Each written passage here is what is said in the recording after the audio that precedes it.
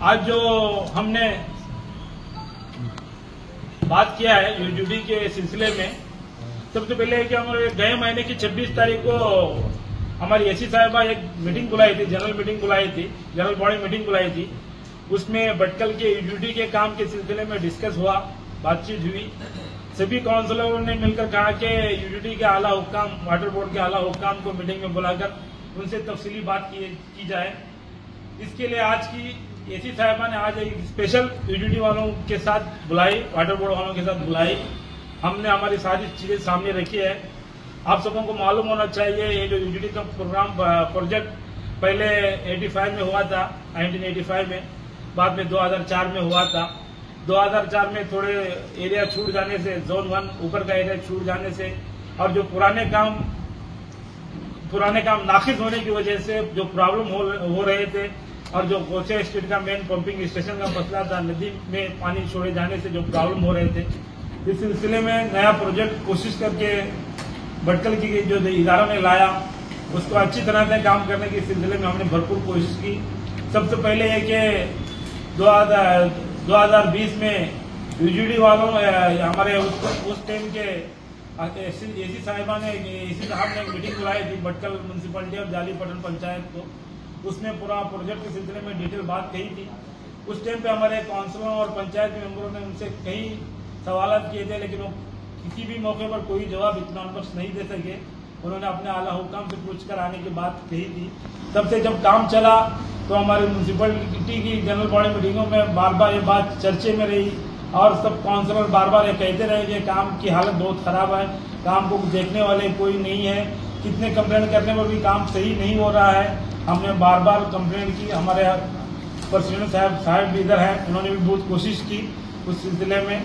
Ex president रहा सवाल के अभी जो बात आज चली है यूजीडी के काम के सिलसिले में, काम एकदम नाकिस है और गुज़िश्ता बार जो बारिश हुई उस बारिश में तमाम यूजीडी के जो नए चमर और पुराने चमर से जो पानी निकल आया, हमें खौफ है कि आगे जाके गर्मियों के दिनों में गटर का पानी उसी सिलसिले में अगर कुएं में चले गए तो मसला बहुत खराब हो सकता है।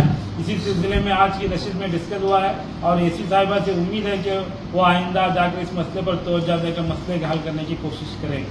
गावात यूजीडी आडले म्युन्सिपालिटी नव्हे, गावाचे व्हडले इदारे खेकाळले वगैरे 2004 जेका यूजीडी आली होती, गावाची पुरा जे काय आसले भावो खराब काम करते, भावो खराब म्हणजे ते रिपेरी करचे आसले, जो कोणते पोरणे चंबर आणि आमचे जो कोणते आसले गोसे एसिड वेटवेल हे करू सोबत आसले कोशिश केले, आमचे इदारे कोशिश केले आणि हेचं काम केलं।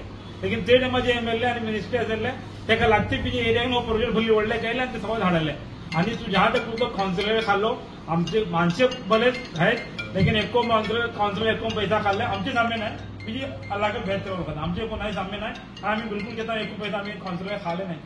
तो त्या ढाबावर यूजीडीचे काम झाला ते कम से कम आदले 3 जगह काम झाला ना, एक वर्ष असू का, एक वर्ष माझी भीतर बसू का त्याचे एक पाऊस गेला ते करू झालाय। जो कोणतं एक वर्ष जाऊन गेला त्या नवी रोड पडली, जो कोणत्या ढाबावर एक वर्ष झालाय त्या रोडाचे काम बाकी चला दಕ್ಕನ್ जातले।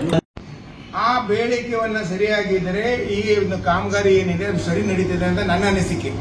ನಂಬರ್ 1 ಏನಂತ ಹೇಳಿದ್ರೆ, ಭಟ್ಕಲದಲ್ಲಿ ಯಾವುದು ಈ ಪ್ರಾಜೆಕ್ಟ್ ನಡೀತಾ ಇದೆ ಇದನ್ನ ಸರಿಯಾಗಿ ನಡೆದಿಲ್ಲ ಅಂತ ಎಲ್ಲ ನಾಗರಿಕರಿಗೆ ಗೊತ್ತಿದೆ।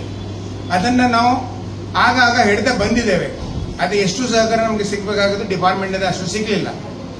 ಈಗ ನಾವು ನೇರವಾಗಿ ನಾವು ಹೇಳಿಬಿಟ್ಟಿದ್ದೇವೆ, ಇದನ್ನ ಪೇಮೆಂಟ್ ಎಷ್ಟು ಆಗಿದೆ ಅಂತ ತಾವೀಗ ತಮ್ಮ ಎದುರಿಗೆ ಕೇಳಿದ್ದೇವೆ। ಇದನ್ನ ಚೀಫ್ ಇಂಜಿನಿಯರ್ ಎದುರಿಗೆ ಹೋಗಬೇಕು, ಚೀಫ್ ಇಂಜಿನಿಯರ್ ಈಗ ಸೆಂಟ್ರಲೈಸ್ ಮಾಡಿ ಧಾರವಾಡಗೆ ಕೊಟ್ಟಿದ್ದಾರೆ, ಮೊದಲೇ ಬ್ಯಾಂಗ್ಳೂರಲ್ಲಿ ಒಂದು ಮಾತ್ರ ಇತ್ತು, ಅದನ್ನ ಡಿವಿಷನ್ ಮಾಡಿ ಕೊಟ್ಟಿದ್ದಾರೆ।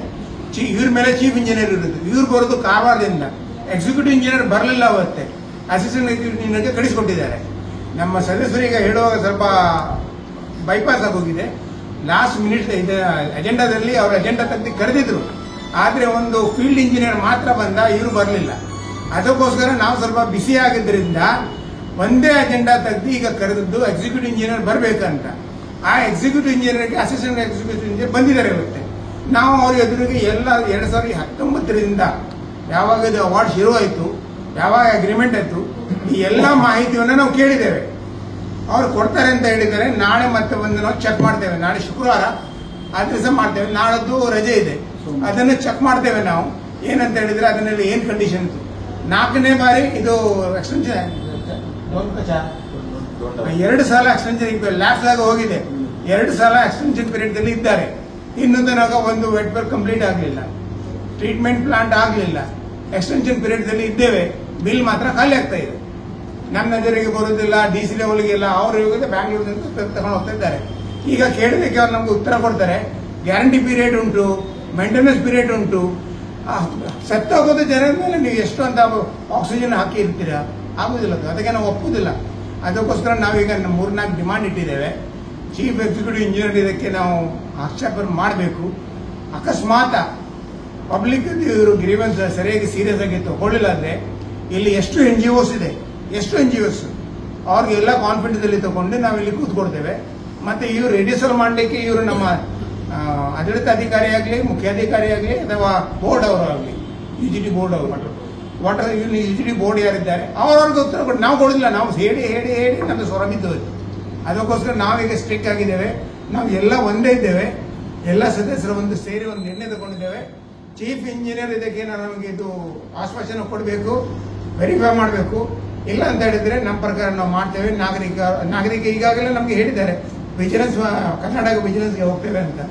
ಅವ್ರು ಹೋಗ್ಲಿ, ಅವ್ರು ಹೋಗಿದ್ರೆ ನಾವು ಯಾರು ಇದರಲ್ಲಿ ಎಷ್ಟು ಸಹಕಾರ ಮಾಡಬೇಕು ಮಾಡ್ತೇವೆ. ಒಂದು ಲೆವೆಲ್ಗೆ ಬರಬೇಕು. ಭಟ್ಕಳದಲ್ಲಿ ಆಗದ ಪ್ರಾಜೆಕ್ಟ್ ಹಿಂದೆ ಆಗದಾಗೆ ಆಗಬಾರ್ದು. ಈ ಪ್ರಾಜೆಕ್ಟ್ ಅನ್ನು ಕಾಂಕ್ರೀಟ್ ಪ್ರೂಫ್ ಆಗಿ ಸರಿಯಾಗಿ ಆಗ್ಬೇಕಂತ ನಮ್ಮ ಅನಿಸಿಕೆ, ನಿಮ್ಮ ಅನಿಸಿಕೆ. ನೀವು ಸಹ ಅದೇ ಆಗ್ಬೇಕಂತ ಹೇಳುದು.